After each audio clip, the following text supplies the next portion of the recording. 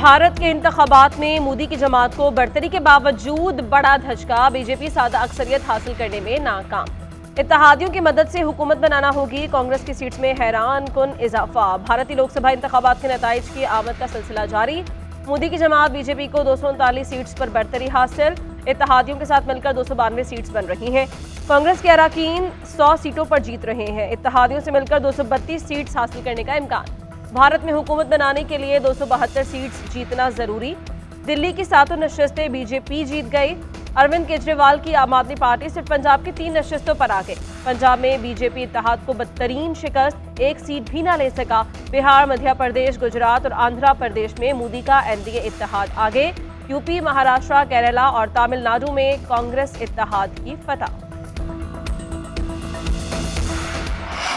अवाम ने मोदी को बता दिया, वो उन्हें मजीद इक़्तिदार में नहीं देखना चाहते। मजदूरों, किसानों ने भारतीय आइन की जंग लड़ी, मुशावरत से फैसला करेंगे हुकूमत बनानी है या अपोजिशन में बैठना है। कांग्रेस पार्टी के सरबराह राहुल गांधी की इत्तेहादी जमातों के हमरा प्रेस कॉन्फ्रेंस, कहा सिर्फ बीजेपी नहीं पूरी रियासती मशीनरी के खिलाफ इलेक्शन लड़े। खुफिया एजेंसीज, ब्यूरोक्रेसी और आधी अदलिया भी हमारे खिलाफ थी। बीजेपी ने पार्टियां तोड़ी, वज़राए आला को जेलों में डाला।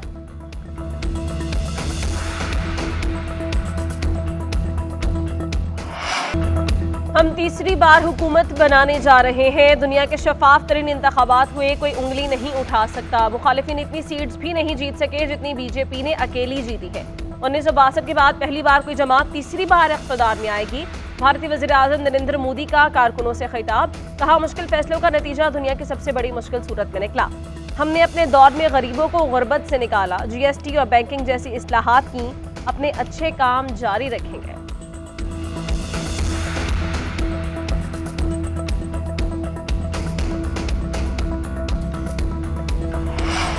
सुप्रीम कोर्ट में मखसूस नशिस्तों के केस में समाअत में बल्ले के निशान का तनाज़ा मरकज़ बहस बन गया। जस्टिस मुनीब अख्तर ने रिमार्क्स दिए, सियासी जमात को इंतखाबी निशान से महरूम करना इस सारे तनाज़े की वजह बना। मखसूस नशिस्तों का मामला इलेक्शन कमीशन की कानूनी गलती की वजह से पैदा हुआ। सुप्रीम कोर्ट ने इलेक्शन कमीशन की गलती दुरुस्त करने की बजाय तौसीक की। मुअज़्ज़िज़ कोलीग से पेशगी माजरत के साथ कहूँगा, सुप्रीम कोर्ट ने इलेक्शन कमीशन की गलती पर स्टैंप लगाई। चीफ जस्टिस काजी फ़ाइज़ ईसा ने करार दिया, इस अदालत पर हर चीज़ का मलबा ना डालें। हमने तो नहीं कहा था कि पार्टी इलेक्शन ना कराएं। पीटीआई इंट्रा पार्टी इंतखाबात करवा लेती तो सारे मसले हल हो जाते। पीटीआई ने जमहूरी हक से अपने लोगों को महरूम रखा था। जमहूरियत की बात करनी है तो पूरी करें। आप कम से कम बल्ले का निशान मांगते तो सही। बल्ला ना मिलना सुप्रीम कोर्ट बाद में देखती। आपकी दुश्वारी ये है कि आप खुद को तहरीक इंसाफ उम्मीदवार जाहिर करना चाहते थे, खुद को तब आज़ाद उम्मीदवार डिक्लेयर करते और बैठ मांग लेते। सुन्नी इत्तेहाद काउंसिल के वकील फैसल सिद्दीकी ने कहा कि सुप्रीम कोर्ट बल्ले के निशान वाले फैसले की वजाहत कर देती तो सारे मसाइल हल हो जाते।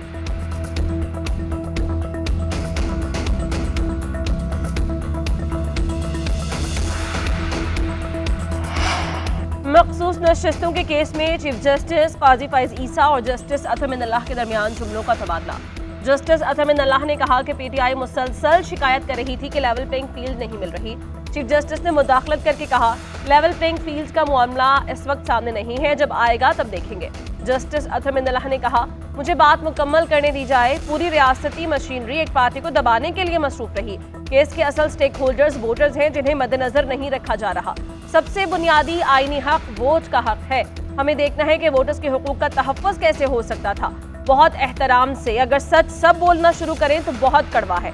चीफ जस्टिस ने कहा, मैं तो बोलता हूँ। जस्टिस मंसूर अली शाह ने कहा, 2 सियासी जमातें अपनी जीती नशिस्तों के तनासुब से ही मखसूस नशिस्तें लेंगी। बाकी नशिस्तों का क्या होगा बाद में देखा जाएगा। ये नहीं हो सकता कि उन्हीं सियासी जमातों को इजाफी नशिस्तें भी बांट दें।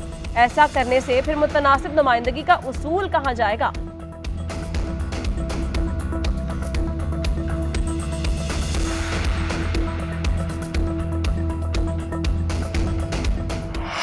मखसूस नशिस्तें हमें ही मिलनी चाहिए, किसी और जमात को नहीं दी जा सकती। जिन उम्मीदवारों ने बानी पीटीआई के कहने पर सुन्नी इत्तेहाद काउंसिल को ज्वाइन किया था, उनके लिए कोशिश कर रहे हैं। बैरिस्टर गौहर की सुप्रीम कोर्ट के बाहर मीडिया से गुफ्तगू, कहा आज की ऑब्जर्वेशन के मुताबिक हमें सीटें मिलेंगी। ये नहीं मालूम कि सुप्रीम कोर्ट आइन की तशरीह उसकी रूह के मुताबिक करना चाहती है या नहीं। कौमी असम्बली में 77 मखसूस नशिस्तें पीटीआई का हक है। जैसे साइफर केस में हुआ ऐसे ही बाकी मुकदमात के भी फैसले आएंगे। इंसाफ होता नजर आ रहा है और ऐसा होना भी चाहिए। दुआ है बानी पीटीआई की जल्द रिहाई हो, ये सख्तियां खत्म होनी चाहिए।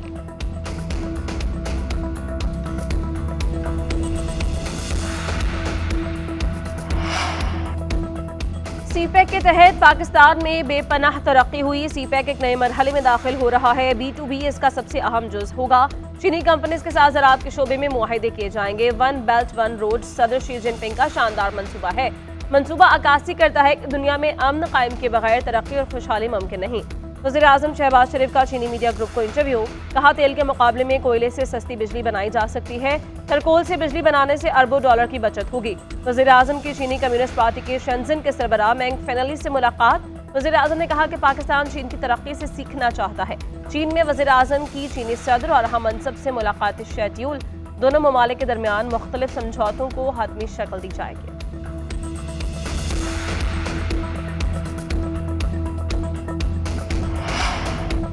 अदलिया मुखालिफ प्रेस कॉन्फ्रेंस पर फैसल वावड़ा का गैर मशरूत मुआफ़ी मांगने से इनकार। आज अदालत में पेश होंगे। हुकूमती इत्तेहादी सेनेटर्स भी फैसल वावड़ा के साथ अदालत जाएंगे। फैसल वावड़ा ने सुप्रीम कोर्ट में जवाब जमा करा दिया। मौक़िफ़ अपनाया कि न्यूज़ कॉन्फ्रेंस का मकसद तौहीन नहीं मुल्क की बेहतरी था। अदालत तौहीनी अदालत की कार्रवाई पर तहम्मुल का मुजाहरा करे। फैसल वावड़ा ने शहबाज शरीफ, मौलाना फजल रहमान और रऊफ़ हसन की तकारीर के ट्रांसक्रिप्ट भी जमा करवा दिए। कहा शहबाज शरीफ ने जजेस को काली भेड़ें कहा। रऊफ़ हसन ने मुअज़्ज़िज़ जज को टाउट कहा। उधर मुस्तफ़ा कमाल ने अदलिया मुखालिफ प्रेस कॉन्फ्रेंस पर गैर मशरूत माफ़ी मांग ली। सुप्रीम कोर्ट कराची रजिस्ट्री में बयान हल्फी जमा कराते हुए कहा कि जजेस का दिल से एहतराम करता हूँ, उनकी साख बदनाम करने का तसव्वुर भी नहीं कर सकता। नौजवान नस्ल को एक शख्स ने गुमराह किया, पेट्रोल बम बनाना सिखाया और नई नस्ल को जेलों में भेजा। शुक्र है कि धरने और घेराव जलाओ वाले दिन अब खत्म हो गए। हमारी हुकूमत ने सिर्फ 3 माह में महंगाई कम कर दी। वज़ीर आला मरियम नवाज का मरियम के दस्तक ऐप की इफ्तिताही तकरीब से खिताब। कहा अब किसी भी शहरी को दफातर के धक्के खाने की जरूरत नहीं। डोमिसाइल, बर्थ सर्टिफिकेट, मैरिज और तलाक सर्टिफिकेट या नई गाड़ी की रजिस्ट्रेशन ऐप से होगी। दूसरी जानिब वज़ीर आला पंजाब मरियम नवाज से कतर के सफ़ीर अली बिन मुबारक अल खातिर की मुलाकात। नवाज शरीफ की भी शिरकत। पंजाब और कतर के दरमियान इक़्तिसादी ताल्लुकात के फ़रोग़ का उसूली फैसला किया गया।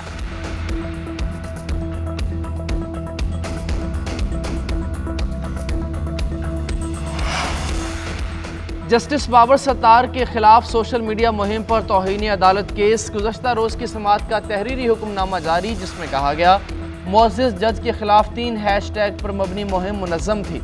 अदालत ने एडिशनल अटॉर्नी जनरल की जानिब से जमा कराई गई ISI की रिपोर्ट को नामुकम्मल करार दिया। रिपोर्ट में कहा गया अकाउंट्स गैर फाल होने के बायस पेशरफ्त नहीं हो सकती।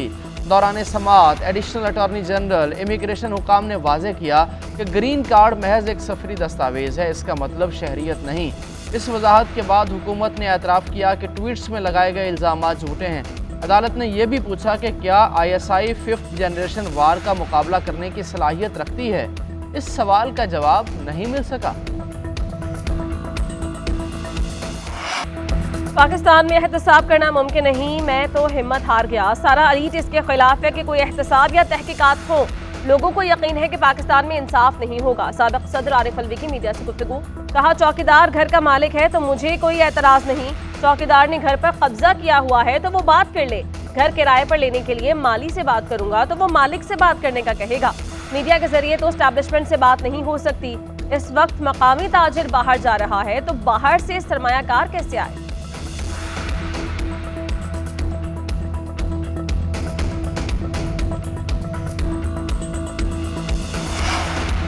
वफाकी वज़ीर दाखिला मोहसिन नकवी की मसीहियों के रूहानी पेशवा पोप फ्रांसिस से मुलाकात। बैनुल मज़ाहिब हम आहंगी, अमन और भाईचारे के फ़रोग़ पर गुफ्तगू।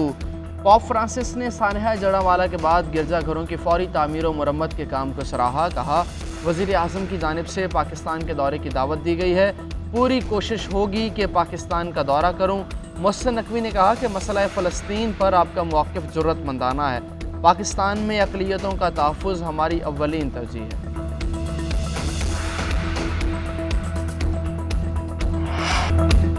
कराची में नॉर्मल स्ट्रीट क्राइम नहीं, हमारी नस्ल कुशी हो रही है। हर कोई हथियार लेकर दंदनाता फिरता है। अब ये जुल्म मजीद बर्दाश्त नहीं कर सकते। मुस्तफा कमाल की न्यूज कॉन्फ्रेंस। कहा कराची की गलियों में बैरियर्स लगाएंगे। कानून नाफिज करने वाले इदारे कराची में नाकाम हो चुके हैं। नौजवानों को चुन चुन कर मारा जा रहा है। हुकूमत से मुतालबा है कि कराची को नस्लकुशी से बचाए। प्रेस कॉन्फ्रेंस में शुरका ने अपने चेहरे छुपा लिए। स्ट्रीट क्राइम में जामहक शहरियों की तस्वीर उठा ली। मुस्तफा कमाल ने मुतालबा किया शहरियों को हथियार रखने की इजाजत दी जाए। प्रेस कॉन्फ्रेंस के बाद महकमा दाखिला सिंध ने हथियार लेकर चलने पर पाबंदी आयद कर दी।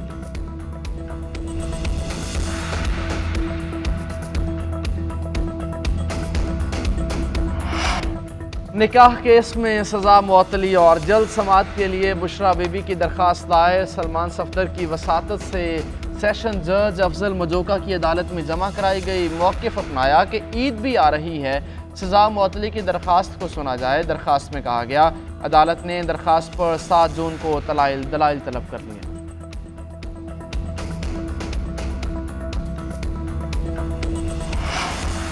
इस्लामाबाद हाईकोर्ट का पीटीआई का दफ्तर फौरी डीसील करने का हुक्म। जस्टिस समन रिफत इम्तियाज ने महफूज फैसला जारी कर दिया। सीडीए के खिलाफ पीटीआई की दरख्वास्त अदालत ने मंजूर कर ली। तहरीरी फैसले में कहा गया कि सीडीए वजाहत पेश नहीं कर सका कि नोटिस पुराने मालिक को क्यों भेजे जाते रहे। सबसे अहम यह है कि नोटिस या शोकॉज नोटिस की सर्विस की कोई रसीद रिकॉर्ड पर नहीं है। सीडीए का बनाया गया एक रजिस्टर्ड नोटिस पहुंचने का काफी सबूत नहीं है। सीडीए का दफ्तर सील करने का ऑर्डर भी ना पीटीआई को लिखा गया, ना कॉपी भेजी गई।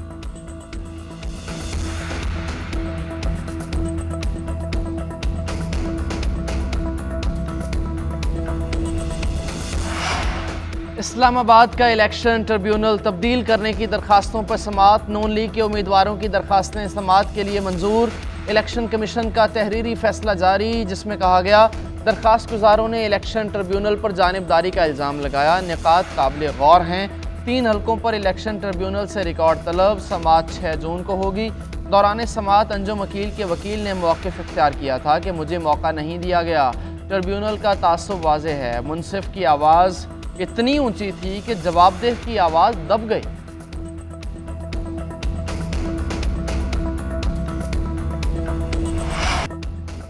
T20 क्रिकेट वर्ल्ड कप में फिर बारिश की एंट्री। इंग्लैंड और स्कॉटलैंड का मैच बारिश के बायस दरमियान में से रोककर मनसूख करना पड़ा। दोनों टीम्स को एक एक पॉइंट दे दिया गया। दूसरे मैच में नेपाल और नीदरलैंड्स के दरमियान कड़ा मुकाबला। नेपाल की पूरी टीम 106 रन बनाकर आउट। हदफ के ताक़ुब में नीदरलैंड्स की नपी तुली बैटिंग जारी। एक और टाकरे में अफगानिस्तान ने युगांडा को 125 रन के बड़े मार्जिन से हराया। अफगान टीम ने 184 रन का हदफ दिया। हदफ के ताक़ुब में युगांडा की टीम 58 रन पर ढेर हो गई।